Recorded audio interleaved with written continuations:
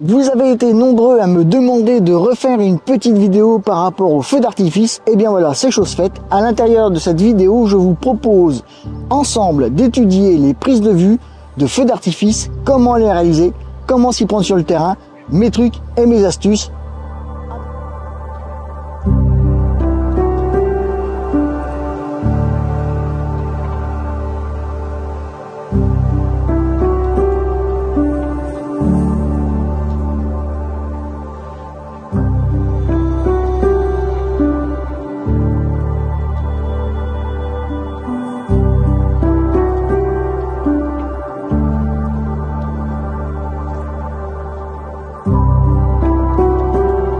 Bienvenue à vous au sein de la nature en images. Vous savez que la chaîne est dédiée à la nature, au paysage et à la photo macro ornitho. Là, nous allons sortir un petit peu de nos sentiers battus parce que j'aime aussi de me mettre dans des zones inconfortables de prise de vue. J'aime tester mes limites, j'aime voir si je peux me sortir d'épaisseur de situations dont je n'ai pas l'habitude de traiter le sujet et pour lesquelles je n'ai aucun point de repère ou très peu de points de repère.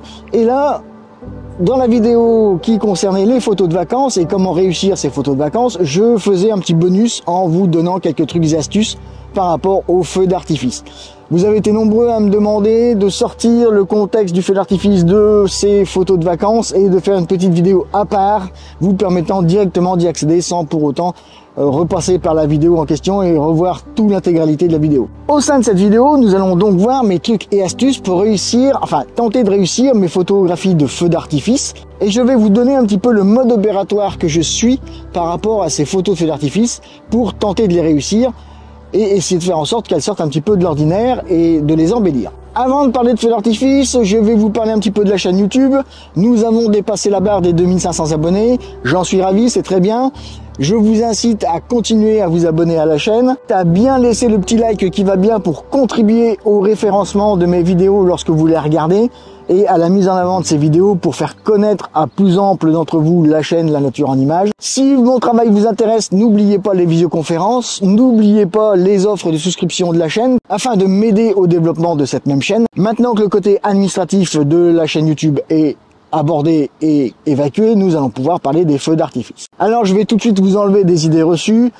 Il n'est pas utile d'avoir Photoshop, il n'est pas utile d'avoir de superbes appareils photo pour réussir les feux d'artifice et faire en sorte que vous ayez ce genre de photos, comme vous avez pu voir à l'instant ou comme vous avez vu en introduction. Pour ce faire, eh bien, comme d'habitude, il vous suffit d'avoir de la pratique, de tester, d'essayer et surtout de ne pas avoir peur de se gaufrer. Il faut prendre des gamelles, je vous l'ai dit et répété, plus vous allez prendre de gamelles, plus vous allez progresser. Alors certes, à vos dépens parce que vous aurez une période de frustration, mais une fois que cette frustration aura fait place à la recherche de pourquoi j'ai commis des erreurs, vous verrez que vous ne ferez que progresser et c'est comme ça que nous avons tous progressé. Il ne faut pas avoir honte de le dire, nous avons tous pris des gamelles à un moment donné et je continue d'en prendre encore au jour d'aujourd'hui. Il faut toujours essayer, toujours tester, toujours chercher à progresser, toujours chercher à se former et toujours chercher à approfondir ses connaissances et sa pratique. Une fois le mysticisme passé,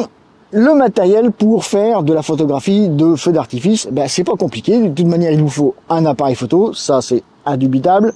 Il vous faut un objectif. Alors l'objectif, il va falloir le choisir en fonction de la scène et surtout de la distance à laquelle vous allez prendre vos photos.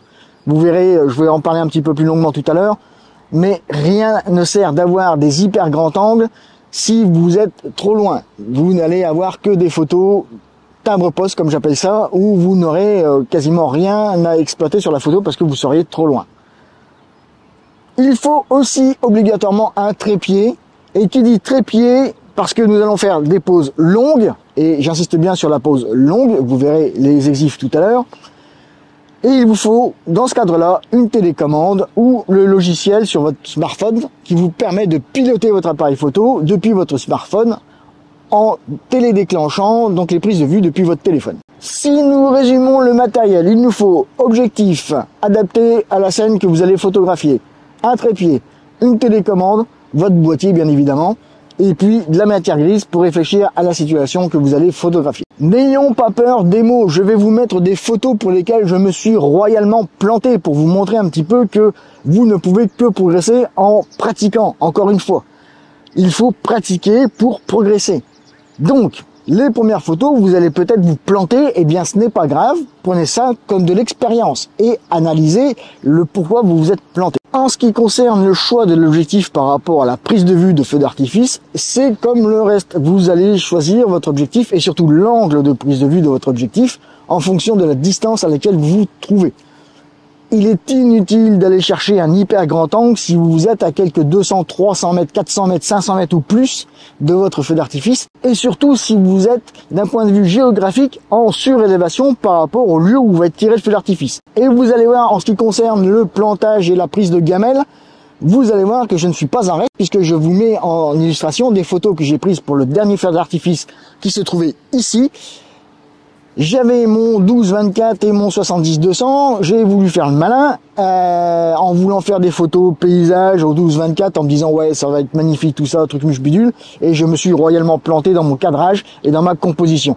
Nous y reviendrons tout à l'heure. Donc vous voyez, il ne faut pas avoir peur de vous servir ou d'un 70-200 ou d'un 100-400 pour la prise de vue selon l'endroit où vous allez vous situer par rapport au feu d'artifice. N'ayez absolument pas peur à ce niveau-là. Les photos que je vous ai mises ont été prises au 70-200.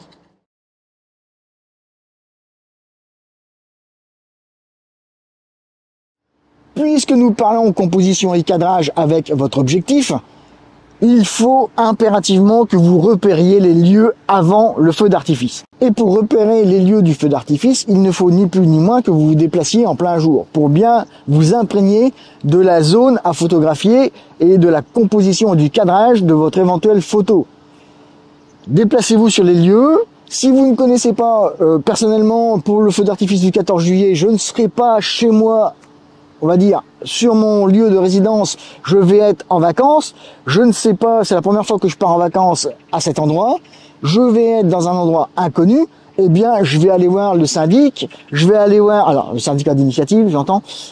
Je vais aller voir les locaux, je vais leur demander des conseils et je vais leur demander où va être tiré le feu d'artifice et s'ils se souviennent par rapport à l'année dernière, comment il était tiré, à quelle hauteur, etc., etc. Il faut demander aux locaux, il faut demander aux gens qui ont l'habitude de voir le feu d'artifice tiré à cet endroit, leur ressenti et leurs conseils par rapport au feu d'artifice qui va être tiré. Amalgamez toutes ces informations, faites-vous votre propre idée du feu d'artifice et adaptez votre matériel en fonction. Et encore une fois, ce n'est pas parce que vous aurez anticipé, vous aurez repéré les lieux en plein jour, etc., etc., que vous n'allez pas vous planter. Je me suis bien planté avec mon 12-24. Encore une fois, je vous mets quelques photos pour vous illustrer mon plantage magistral. Mais vous voyez la zone qui est ici, je savais donc, ici nous sommes à Decize, comme vous le savez, pour ceux qui connaissent la chaîne, nous sommes à la pointe des Halles, et je sais que le feu d'artifice est tiré à partir du terrain de foot qui se trouve quelques centaines de mètres derrière. Je sais que le feu d'artifice est grosso modo à ce niveau-là. Je vais vous disposer une vidéo pour vous montrer un petit peu la scène. Mais malheureusement pour moi, j'avais une mauvaise appréhension de l'altitude à laquelle allaient exploser les bombes. Et donc avec le 12-24 que j'avais mis en mode portrait, je m'étais dit je vais utiliser le 12-24 pour faire une magnifique composition avec des magnifiques bombes en train d'exploser un petit peu en hauteur, ça va être chouette machin. Bah, sauf que je me suis planté, comme vous avez pu le voir sur les photos. Plutôt que de faire un cadrage moite-moite pour lequel j'aurais pu avoir l'explosion des bombes dans le ciel et le reflet dans la Loire de ces mêmes bombes, eh bien j'ai tout loupé. Par contre avec le 70-200, étant donné que j'ai un petit peu mieux cadré et que j'ai réagi tout de suite par rapport à mon cadrage, chose pour laquelle j'ai trop hésité pour le 12-24 et auquel cas bah, j'ai loupé les photos et le résultat des photos finales. Mais vous voyez, il ne faut pas perdre d'idée que lorsque vous êtes devant le feu de l'action, au moment de la première bombe qui explose, vérifiez vos cadrages et modifiez tout de suite vos cadrages. Ne vous plantez pas dans vos cadrages parce que, comme vous le savez, le feu d'artifice, au final, il y a le final du feu d'artifice. Ça serait dommage de louper le final et de tirer le meilleur parti de ce moment-là du feu d'artifice dans une mauvaise composition et un mauvais cadrage de vos photos. En ce qui concerne la mise au point et le cadrage, donc nous venons de voir le cadrage, maintenant la mise au point. Vous voyez, nous sommes de jour, je sais à peu près où va être tiré mon feu d'artifice, je connais un petit peu la distance à laquelle il va être tiré, donc potentiellement ma zone de mise au point. Je vous rappelle que lorsque vous faites une mise au point, la profondeur de champ c'est 1/3 avant la mise au point, 2/3 après la mise au point. Privilégiez une zone de mise au point un petit peu plus en amont, entre guillemets, de la zone potentiel où va être tiré le feu d'artifice. Mais ne soyez pas trop gourmand parce que sinon vous aurez une zone floue. Attention à cela. Faites des essais encore une fois, en plein jour. Imprégnez-vous de la végétation, prenez des points de repère sur la végétation. La végétation, elle, ne bougera pas entre le moment où vous aurez fait vos repérages et le moment où le feu d'artifice va être tiré. Que ce soit de la végétation ou que ce soit par exemple le clocher d'une église ou un bâtiment quelconque, prenez ce point de repère, faites votre mise au point par rapport à ce point de repère. Et encore une fois, dès la première explosion de bombe, vérifiez votre cadrage, vérifiez votre mise au point et adaptez aux besoins. Pour celles et ceux qui ont vu la vidéo sur la profondeur de champ, vous savez que celle-ci évolue en fonction de la distance à laquelle vous allez faire votre mise au point. C'est-à-dire que à focale égale, à ouverture égale, si vous faites votre mise au point à un point donné, si vous reculez votre appareil photo pour faire votre mise au point, la profondeur de champ va évoluer en fonction et s'agrandir en fonction. Donc c'est d'autant plus de bénéfices pour vous et de zones de sécurité par rapport à la mise au point. Pensez à cela lorsque vous allez faire votre mise au point et votre composition, votre cadrage. Ensuite, il faut réfléchir à votre vitesse de prise de vue. Et ce que nous voulons, comme je l'ai dit tout à l'heure, c'est une pause longue, puisque nous voulons un petit peu que les bombes se décomposent sur la photo, et nous ne voulons pas un instantané, nous voulons vraiment quelque chose de fluide, quelque chose de magique et d'imprégnant. Donc il va falloir à ce niveau-là adapter votre vitesse de prise de vue en fonction justement de cet effet un petit peu voluptueux, un petit peu volumineux de ces explosions. Inutile de vous dire, comme son nom l'indique, vous allez travailler en pause longue, donc des pauses atteignant la seconde, voire même plus. Nous verrons cela dans un instant. Encore une fois, lors de votre première photo, si votre temps d'exposition ne vous convient pas, s'il est trop court, s'il est trop long, adaptez votre vitesse de prise de vue en fonction. Encore une fois, j'insiste lourdement là-dessus, mais dès la première photo de l'explosion de la première bombe, adaptez, modifiez, recadrez, recomposez. Vous allez perdre peut-être une minute par rapport au feu d'artifice, mais vous allez gagner sur tout le reste du feu d'artifice. Donc, tant pis, on perd une minute, mais ne faites pas la même erreur que moi. Réadaptez votre appareil photo ou vos appareils photo en fonction. Donc voilà, si vous voulez, un petit peu les trucs et astuces de Champix pour essayer de prendre en photo les feux d'artifice. Alors, je vous confirme, c'est mes premiers feux d'artifice. Je teste, j'essaye, je m'adapte. Les trucs que je vous donne, c'est le résultat de 4-5 feux d'artifice que j'ai pris en photo et pour lesquels j'ai pris plus ou moins de gamelles, pour lesquels j'ai fait plus ou moins des essais. Et je dois dire que le dernier feu d'artifice, hormis un appareil photo que je n'ai pas pris le temps de régler parce que j'ai pas voulu perdre de temps à tort, encore une fois, je m'en suis pas trop mal sorti. Donc là, si vous voulez, je vous donne ma dernière recette de cuisine par rapport au feu d'artifice et nous allons donc parler des exifs par rapport à cette prise de vue. Alors, Champix, comment il règle son appareil photo pour les prises de vue de feu d'artifice? Donc tout simplement, nous avons vu trépied, télécommande, etc., etc. Je ne vais pas revenir là-dessus. Je n'utilise absolument pas de filtre. Je suis sans filtration, autrement dit. Donc mon objectif est réellement nu. Je mets ma température colorimétrique à 5300 Kelvin. Je me mets en colorimétrie neutre pour que ma photo soit potentiellement la plus neutre possible par rapport à la lumière du jour. Donc 5300 Kelvin. Je mets ma mesure sur la multizone de manière à bien calculer l'apport de lumière sur l'ensemble de mon capteur. Et à ce niveau-là, je vous suggère fortement de réfléchir haute lumière et ombre. Il va falloir faire ressortir aussi bien les bombes en train d'exploser de vos feux d'artifice que l'arrière du décor. Il ne faut pas que l'on voit sur vos photos uniquement les bombes en train d'exploser. Personnellement, ça va manquer de cachet.